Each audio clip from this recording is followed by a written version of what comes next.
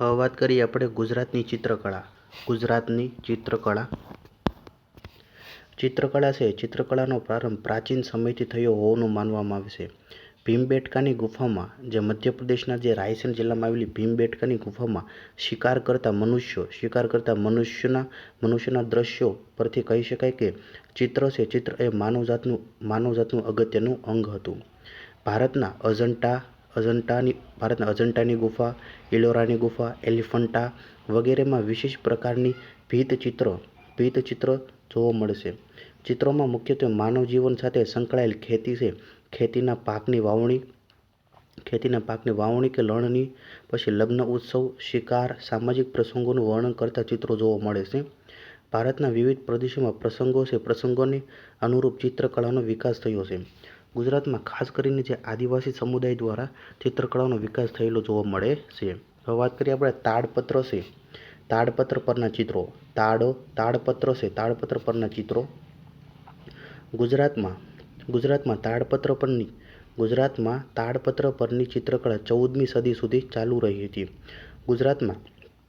ગુજરાતમાં મુસ્લિમ શાસનકાળમાં કાગળ પરના લખાણનો પ્રારંભ થયો હતો. તાડપત્રનો ઉલ્લેખ સંવત 1182ની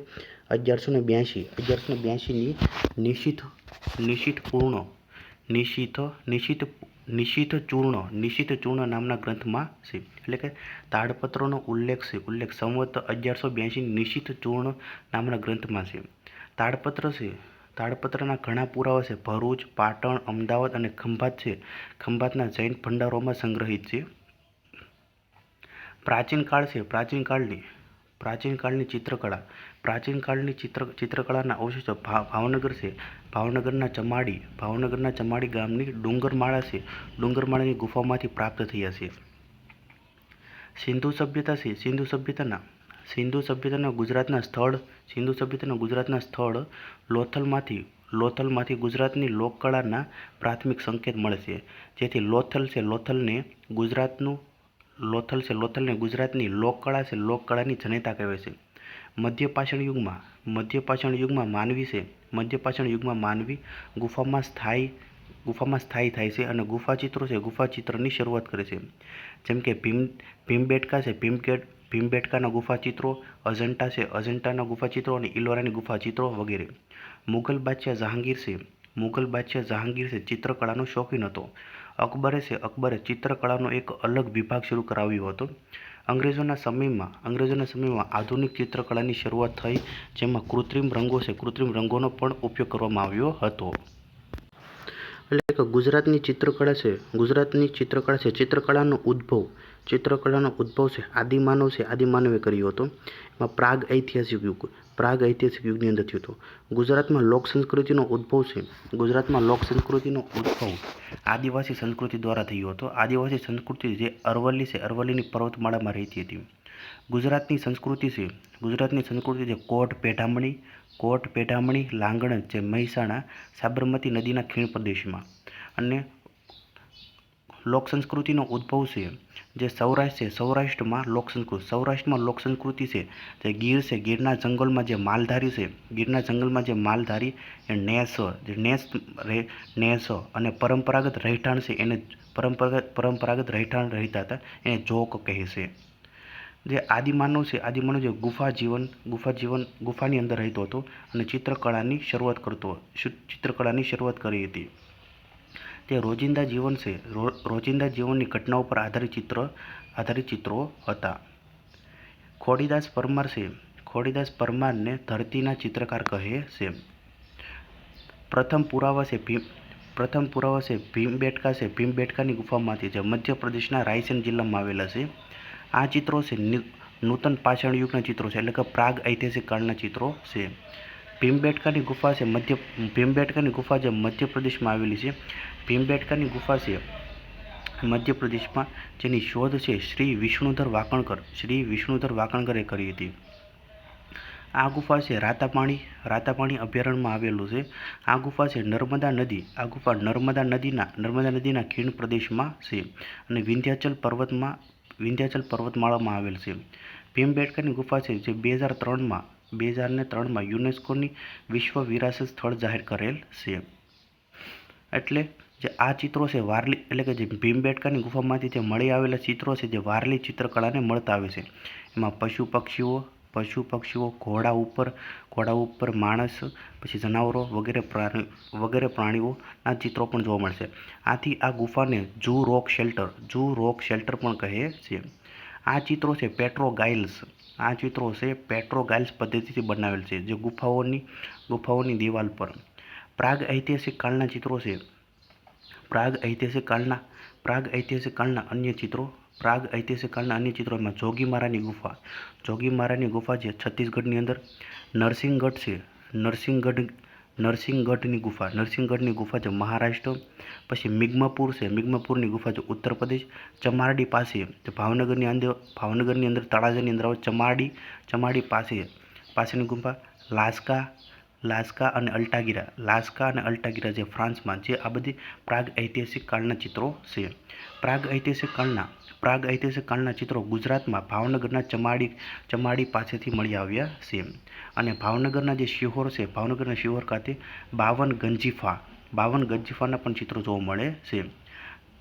પંચમહાલ જિલ્લાના શહેરા તાલુકાની અંદર જે તરસંગ છે, તરસંગની ગુફામાંથી પણ ચિત્રો મળી આવ્યા છે, જે પ્રાગ ઐતિહાસિક કાળના ચિત્રો છે. અને તરસંગની ગુફામાં જે ખનિજ છે, ખનિજનો ભંડાર પણ છે. પંચમહાલના જાંબુઘોડા રીંછ અભયારણ્ય કેટલીક ગુફાઓમાંથી પણ ઝૂ રોક શેલ્ટરના ચિત્રો મળી આવ્યા છે. સિંધુ ઘાટી સભ્યતાના ચિત્રો છે. એમાં વાસણ બનાવવાની તકનીક જાણતા હતા, જે કુંભારના ચાક પર હતા. એમાં પૂર્વ હડપ્પા કાળના વાસણો અને ઉત્તર હડપ્પા કાળના વાસણો છે જે એકદમ પોલિશદાર હતા. સપાટી પર ચિત્રો જોવા મળે છે. લોથલમાંથી એક વાસણ પર શિયાળ પંચતંત્ર ચિત્ર દોરેલ વાસણ પર છે, જે મૃદભાંડ એટલે કે માટીના વાસણો. લોથલને ચિત્રકળાની જનેતા કહેવાય છે, જે લઘુ મોહેંજો-દડો અને લઘુ હડપ્પા છે. પાડરસિંગાના ચિત્રો જે સૌરાષ્ટ્રના જે અમરેલી જિલ્લાના દામનગર ખાતેથી મળી આવ્યા છે. પાડરસિંગાના ચિત્રો મળી આવ્યા છે, જેમાં વિષય વસ્તુ તરીકે પૌરાણિક બાબતો હતી. એમાં મહાભારત, રામાયણના ચિત્રો જોવા મળે છે અને કૃષ્ણ લીલાના પણ ચિત્રો જોવા મળે છે. 17મી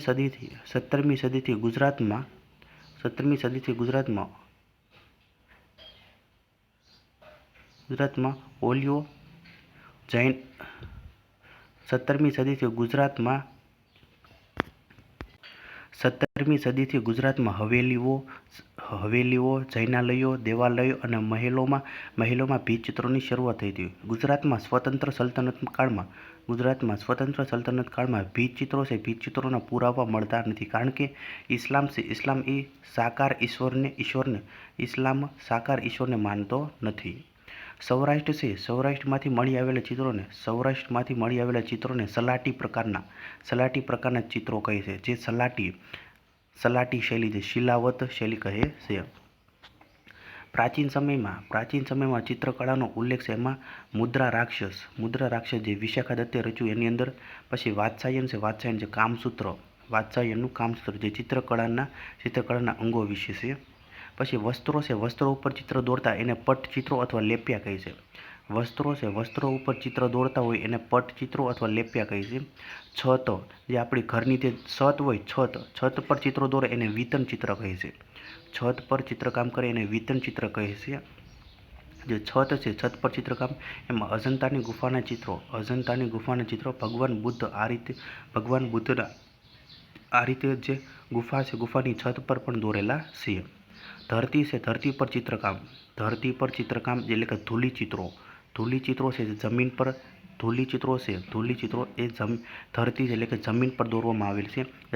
જમીનના ભોંય તળિયા પર દોરવામાં આવે છે. ચિત્રકળાનો પ્રકાર, જે યમપીટક પુસ્તક છે, યમપીટક પુસ્તકની અંદર આપેલ છે. ચૌકાપીટકની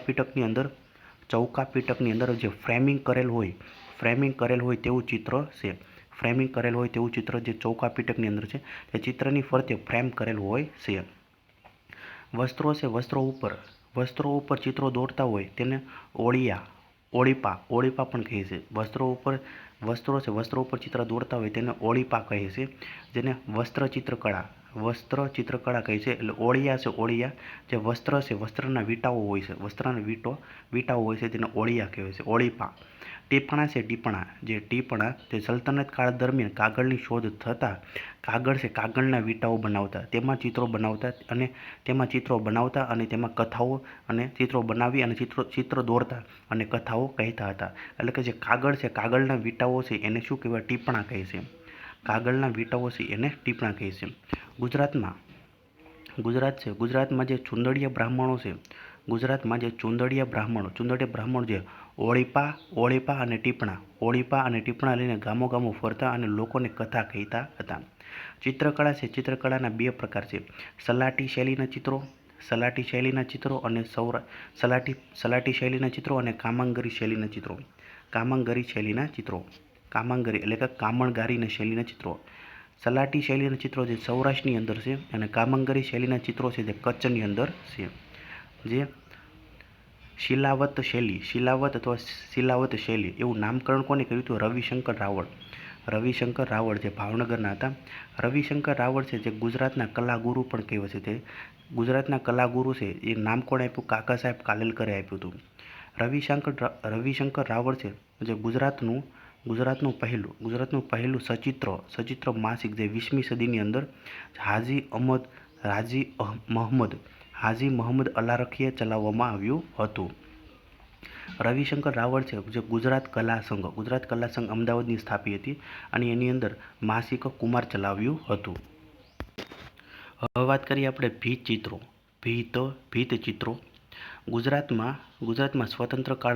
ગુજરાતમાં સ્વતંત્ર સલ્તનત કાળમાં ભીત ચિત્રોનો પુરાવો મળતા નથી, કારણ કે ઇસ્લામ સાકાર ઈશ્વરને માનતો નથી. 17મી સદીથી ગુજરાતમાં હવેલીઓ, જૈનાલયો, દેવાલયો તેમજ મહેલોમાં ભીત ચિત્રોની શરૂઆત થઈ હતી. 17મી-18મી સદી દરમિયાન દોરાયેલા જે ભીત ચિત્રોમાં રાજસ્થાની તેમજ મુસ્લિમ શૈલીની અસર જોવા મળે છે. ભીત ચિત્રો જે ખેડા જિલ્લાના ઋષેશ્વરના સમાધિ મંદિરો, જામનગરના લાખોટા મંદિરમાં જોવા મળે છે. મંદિરોના નવનિર્માણ કાર્યમાં ભીત ચિત્રો છે અદ્રશ્ય થતા જણાય છે. જો કે અમદાવાદના પોળના જે જૂના મકાનમાં ભીત ચિત્રોની ઝલક જોવા મળે છે. શ્રી રવિશંકર રાવળે ભીત ચિત્રોની શૈલીને શિલાવત શૈલી અથવા સલાટી શૈલી તરીકે ઓળખાવી છે. દેશી કલમના ચિત્રોમાં કચ્છી કામાંગરી અને સૌરાષ્ટ્રની સલાટી શૈલીની અસર વિશેષ રૂપે જોવા મળે છે. સ્થાનિક ભીત ચિત્રોથી પ્રભાવિત કૃતિઓમાં વિષયવસ્તુમાં ઠાકોરો, નાના રાજાઓ, સરદારો અને પૌરાણિક કથાઓનું આલેખન જોવા મળે છે. જ્યારે વ્યક્તિ ચિત્રોના આલેખનમાં પ્રણાલીગત પોથીચિત્રો અથવા મિનિએચર ચિત્રોમાં જોવા મળે છે. તે ઉભેલી વ્યક્તિઓની સંપૂર્ણ શરીર આકૃતિ જોવા મળે છે. હવે વાત કરીએ આપણે કચ્છી કામણગારી ચિત્રકળા.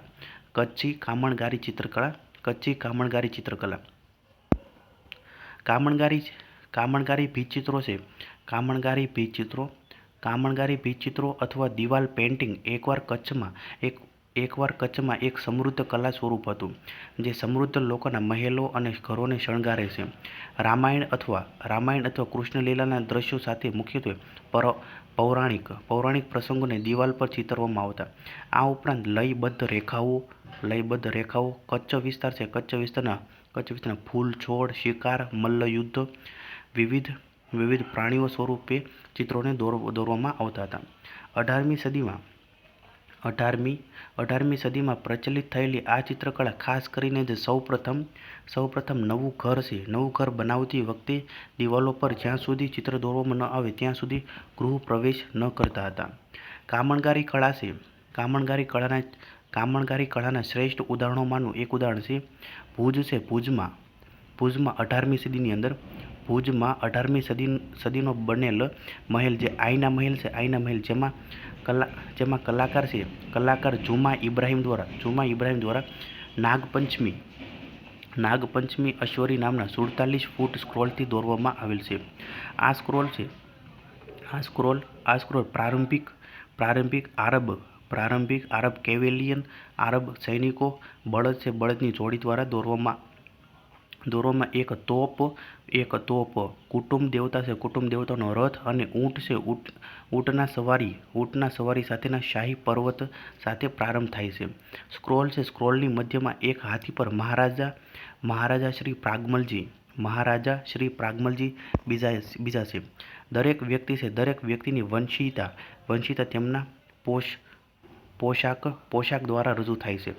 1870ની આજુબાજુ તેરાના દરબારગઢમાં રામાયણ આધારિત ચિત્રો. પછી અંજારમાં એમસી મુનરો મહેલમાં. પછી લાલા મનુભાઈ રામૈયાના ઘરમાં તથા મુદ્રા ખાતે કાળુભાઈ વાઘેલાના ઘરમાં કામણગારી ચિત્રકળાનો ઉત્કૃષ્ટ નમૂના છે. વાડાપધરની કુમાર શાળામાં કામણગારી ચિત્રકળા જોવા મળતી, પરંતુ 2001માં આવેલ ભૂકંપને કારણે તે નષ્ટ થઈ ગઈ છે. ખજૂરીની ડાળીમાંથી પેઇન્ટ બ્રશ અને તેમાં વૃક્ષની છાલ, ફૂલો અને પથ્થરોમાંથી રંગો બનાવવામાં આવે છે. આ ચિત્રકલા છે મુખ્યત્વે ચૂનાના પથ્થર જ્યારે ભીનો હોય ત્યારે તેમના પર વિવિધ રંગો ઉપસાવવામાં આવે છે. ગુજરાતના કચ્છ જિલ્લામાં ભીંત ચિત્રો અને પોથી ચિત્રોની આ કારીગરીને કામણગારી શૈલી તરીકે પણ ઓળખવામાં આવે છે. હવે વાત કરીએ આપણે ભાવનગરના ભીંત ચિત્રો. ભાવનગરના ભીંત ચિત્રો શિહોરમાંથી પ્રાપ્ત થયા છે. વખતસિંહજી ઠાકોર ચિત્તળ પર ચડાઈ કરીને જીત મેળવી આ યુદ્ધનું સમગ્ર વર્ણન છે રંગીન ચિત્રોવાળા ગંજીફા રૂપે 52 ખંડમાં ચિત્રિત કર્યું હતું, જે હાલ ભાવનગરના ગાંધી સ્મૃતિ મ્યુઝિયમમાં સંગ્રહિત છે.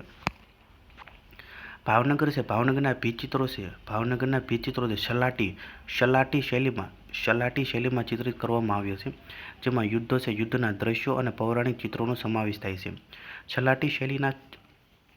સલાટી શૈલીના ભીંત ચિત્રોમાં પુરુષોની પાઘડી, મૂછ અને દાઢીમાં વિવિધતા જોવા મળે છે.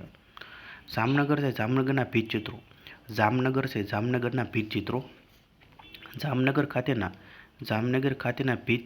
જામનગર ખાતેના જે મહેલ છે, મહેલની ભીંતો પર આ ભીંત ચિત્રો જોવા મળે છે.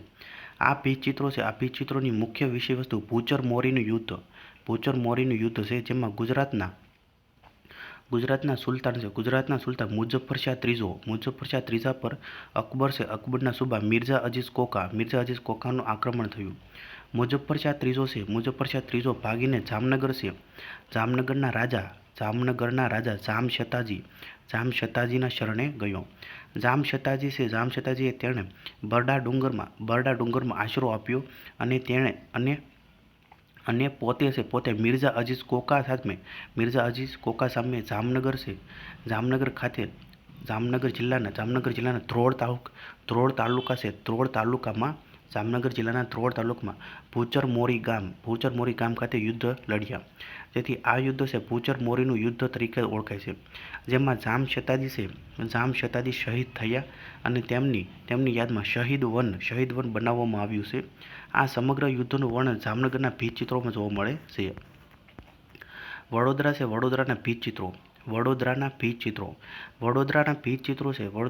ચિત્રો પેશવાઈ શાસન દરમિયાન ચિત્રિત થયા, જેમાં મહારાષ્ટ્રીયન પ્રભાવ જોવા મળે છે.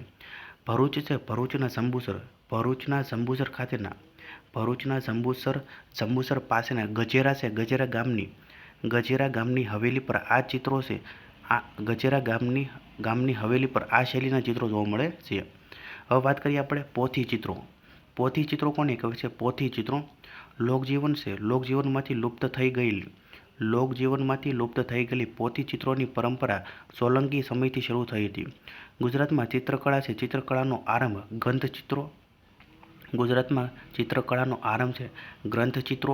ગ્રંથચિત્રો અને ભીંતચિત્રોથી થાય છે. ગુજરાતના ગ્રંથચિત્રોનો ઉદ્ભવ છે રંગોળી કામથી થયેલ હોવાનું માનવામાં આવે છે. સોલંકી સમયમાં ગ્રંથચિત્ર પદ્ધતિ રેખા અને રંગ વડે દોરવામાં આવતા ચિત્રોની પદ્ધતિ છે. મધ્યકાળમાં ભીંતચિત્રોની પરંપરા લુપ્ત થઈ ત્યારે ગુજરાતમાં પોથી ચિત્રોની શરૂઆત થઈ. પોથી ચિત્રોની લાક્ષણિકતા દોઢ આંખવાળી આકૃતિ. પોથી ચિત્રોની લાક્ષણિકતા દોઢ આંખવાળી આકૃતિ છે. આ પદ્ધતિના ચિત્રો જૈન ગ્રંથોના ભંડારમાં જોવા મળે છે. એટલે કે પોથી ચિત્રો છે જૈન ગ્રંથોના ભંડારોમાં જોવા મળશે. ઘણા ચિત્રો છે ભોજપત્રો, તાડપત્ર અને કાગળની લાંબી પટ્ટીઓ પર ચિતરાયેલા છે. જૈન ગ્રંથો ઉપરાંત બાલ ગોપાલ સ્તુતિ, ગીત ગોવિંદ, દુર્ગા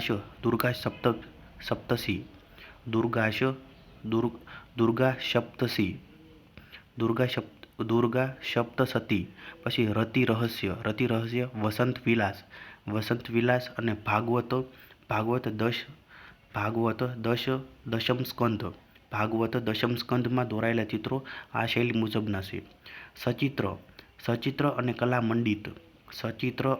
મંડિત પોથીઓ મંદિરો અને દેરાસરોમાં પણ જોવા મળે છે. એટલે કે સચિત્ર અને કલા મંડિત પોથીઓ મંદિરો અને દેરાસરોમાં પણ જોવા મળે છે. ચિત્રકારોએ તૈયાર થયેલી જે પોથીઓ છે મંદિર અને જૈન દેરાસરોમાં સાચવવામાં આવે છે. ગુજરાતના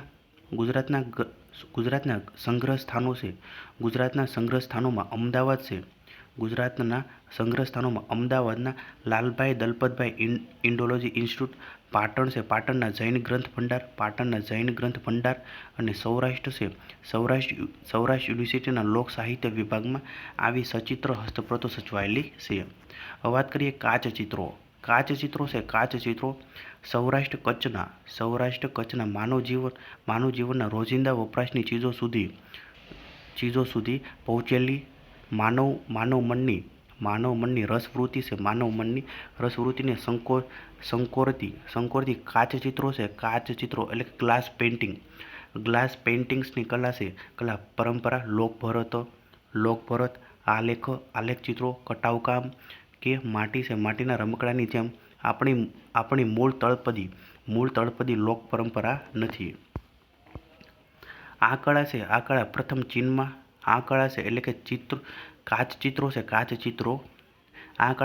ચીનમાં મોટા પ્રમાણમાં વિકાસ પામી હતી.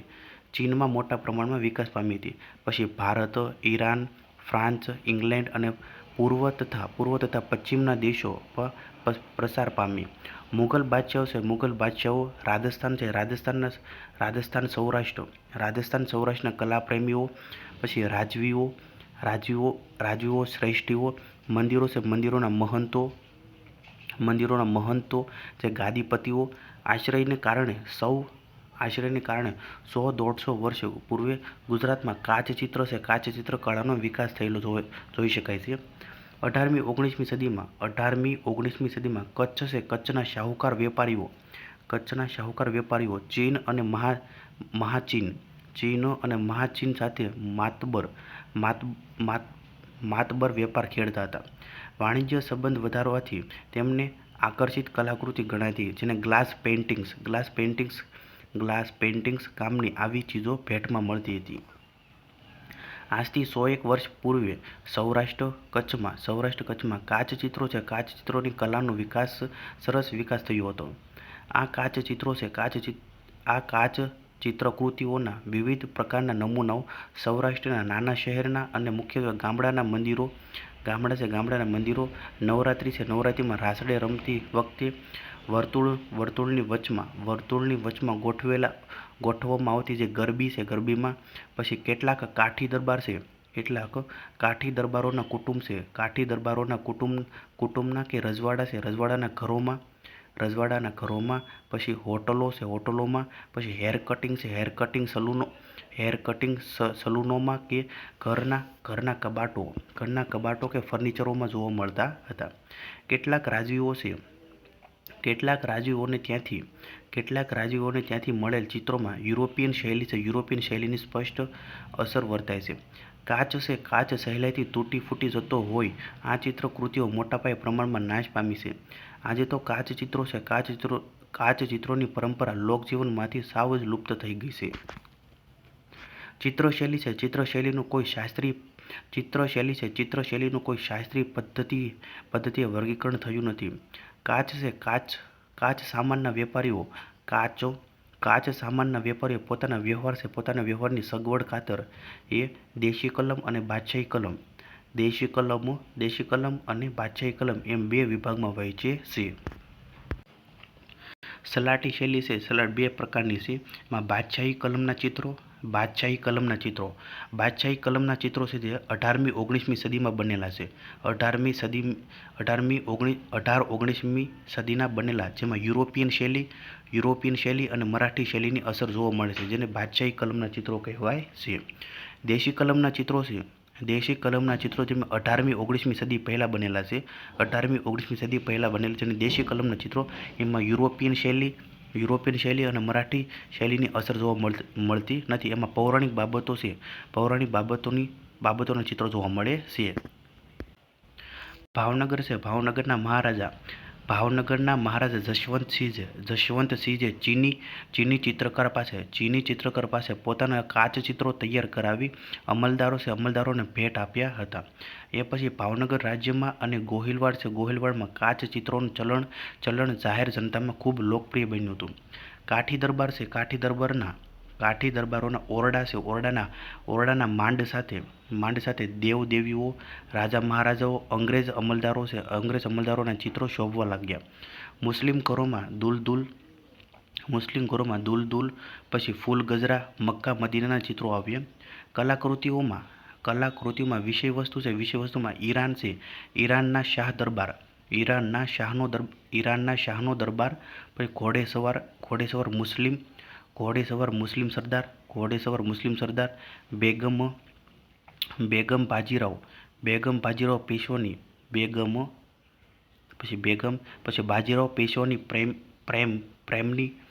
બાજીરાવ પેશવાની જે પ્રેમિકા મસ્તાની છે, એ બધા ખૂબ સારી માવજત પામેલા કાચ ચિત્રો છે. તેને લોકચિત્ર પ્રણાલીમાં મૂકી શકાય નહીં. સૌરાષ્ટ્ર, કચ્છ કે પશ્ચિમ ભારતના અન્ય પ્રદેશોની માફક દક્ષિણ ભારતમાં પણ કાચના ચિત્રો જોવા મળશે.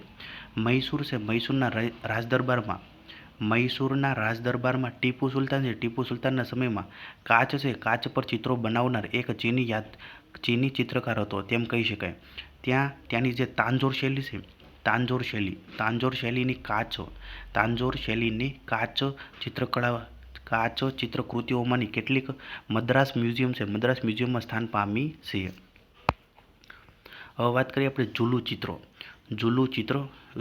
ચિત્ર, બરડો, પછી ગીર, હાલાર પંથકમાં વસતી જે મેરકોમની સ્ત્રીઓ જે ફળિયા અને ઓસરીઓમાં જુદી જુદી ભૌમિતિક ભાતો અને રંગબેરંગી ફૂલવેલ વડે ચિત્રકામ કરે છે.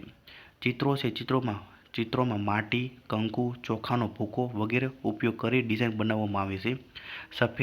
સફેદ લાલ રંગનો ઉપયોગ કરેલી ઓરડા કે ફળિયામાં સાથીઓ પાડવામાં આવે છે, જેમાં ભૂરા રંગનો હાથી પણ દોરવામાં આવે છે. એટલે કે ઝૂલું ચિત્ર છે બરડો ડુંગર, ગીરનો જે વિસ્તાર અને હાલાર પંથકમાં જે વસતી મેરકોમની સ્ત્રીઓ દ્વારા દોરવામાં આવે છે.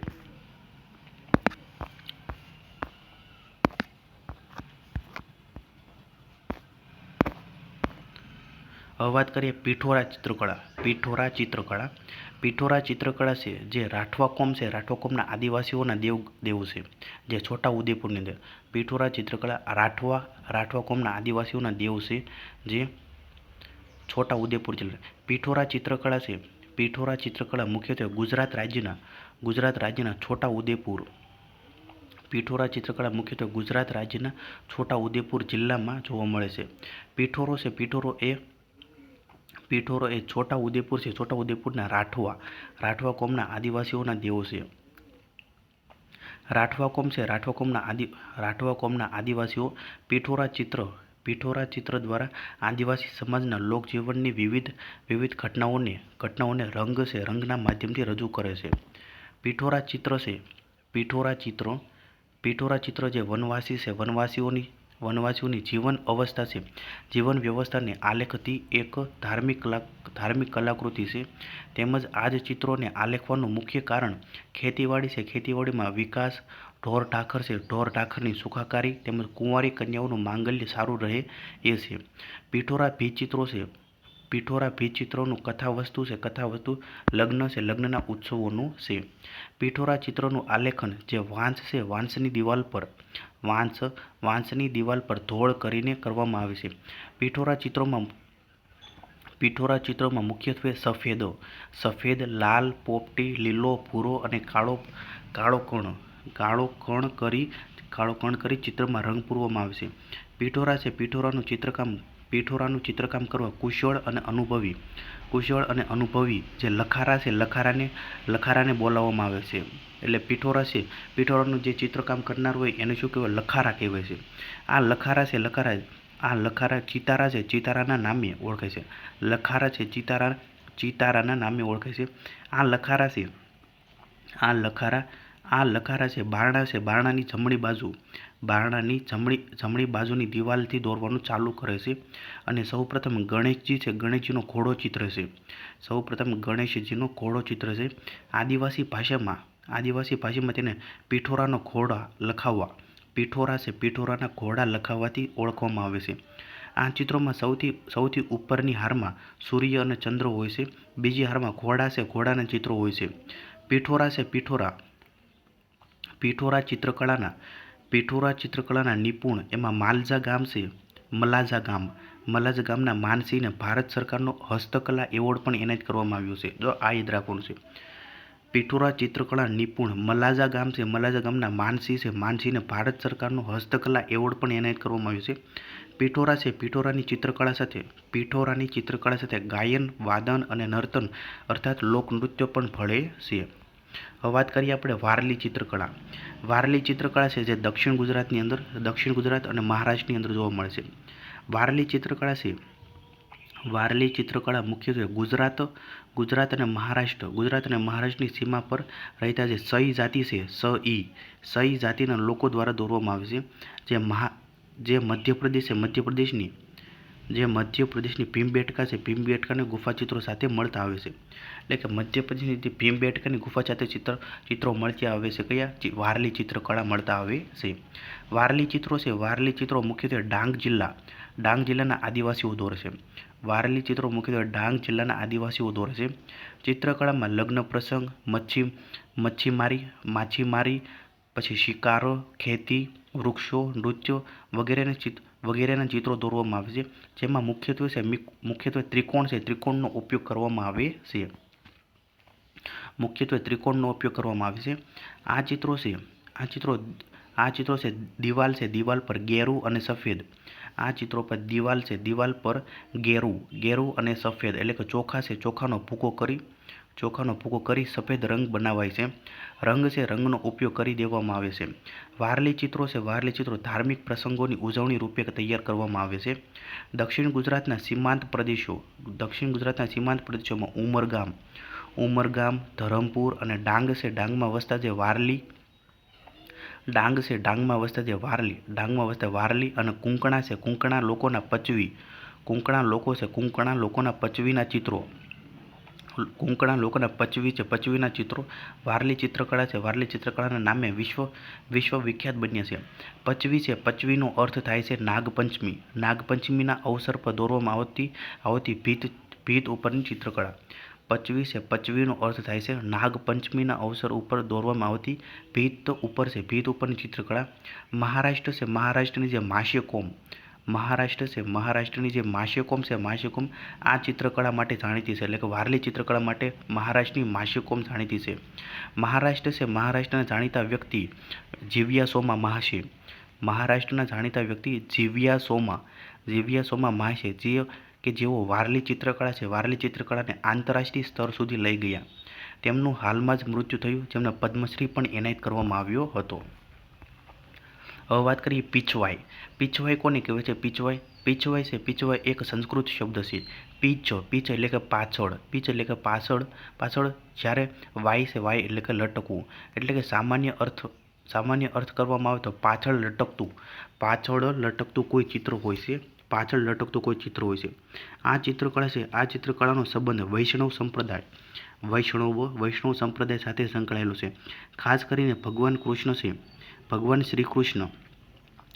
શ્રી કૃષ્ણના મંદિર છે, મંદિરની પાછળ ભગવાન શ્રી કૃષ્ણ મંદિરની પાછળ કાપડ છે, કાપડ પર દોરવામાં આવતું લટકતું ચિત્ર છે, જે મહદઅંશે ભગવાન છે, ભગવાનના પાછળના ભાગમાં રાખવામાં આવતું હોય છે. પીછવાઈ છે, પીછવાઈ આજે મંદિરમાંથી વૈષ્ણવ સંપ્રદાયના હરિભક્તો છે, હરિભક્તોના ઘરે પણ આવા ચિત્રો જોવા મળે છે. આ ચિત્રમાં ભગવાન કૃષ્ણ છે, ભગવાન કૃષ્ણની બાળપણ છે, બાળપણની વિશેષ લીલાઓનું વર્ણન ખાસ જોવા મળે છે. જેમાં ગોકુળ છે, જેમાં ગોકુળમાં ભગવાન કૃષ્ણે ટચલી આંગળી પર ગોવર્ધન પર્વતને ઉઠાવ્યો, તેના વિશેષ ચિત્રો જોવા મળે છે. મધ્યકાળ છે, મધ્યકાળ દરમિયાન ભારતમાં વલ્લભાચાર્ય વૈષ્ણવ સંપ્રદાયનો પાયો નાખ્યો અને તેમણે 64 બેઠકો ભારતમાં બનાવી. જેમાં ગુજરાતમાં જ્યાં બેઠક આવેલી છે, ત્યાં પીછવાઈ ચિત્રકળા છે. પીછવાઈ ચિત્રકળાના ઉદાહરણ જોવા મળશે. કૃષ્ણ ગાયો છે, કૃષ્ણનું ગાયો સાથેનું. પછી ગોપી છે, ગોપી સાથેના રાસલીલા, નાગદમણ વગેરે વિશેષ જોવા મળે છે. ભારતમાં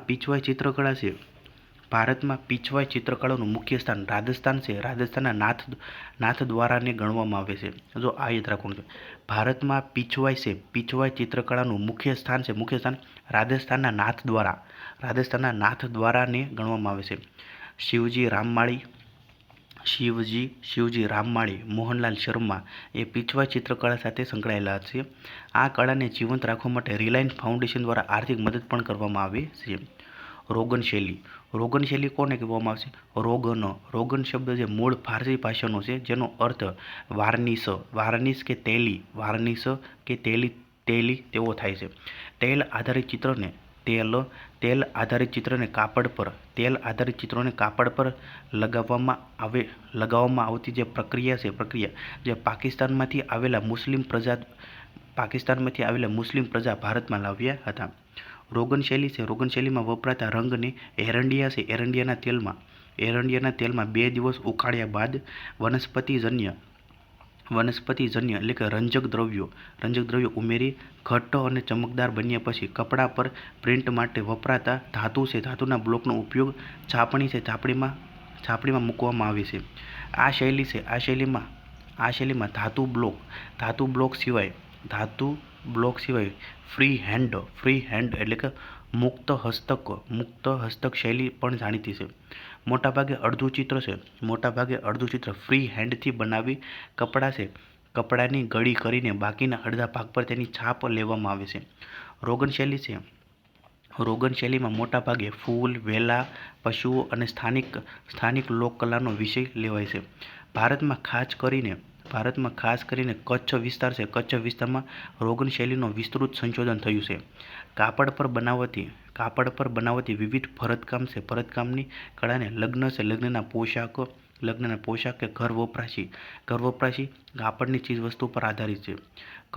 કચ્છના કચ્છના ખત્રી મુસ્લિમ પરિવાર, કચ્છના ખત્રી મુસ્લિમ પરિવાર રોગન ચિત્રકળા છે, રોગન ચિત્રકળાને સંરક્ષણ આપી રહ્યા છે. ઈસવીસન 2014માં પ્રધાનમંત્રી દ્વારા અમેરિકાના રાષ્ટ્રપતિ બરાક હુસેન ઓબામાને રોગન ચિત્રકળા ભેટમાં આપી હતી. ઈસવીસન 2019માં રોગન કળા બદલ કચ્છના વતની અબ્દુલ ગફુર ખત્રીને પદ્મશ્રી એવોર્ડ એનાયત કરવામાં આવ્યો છે.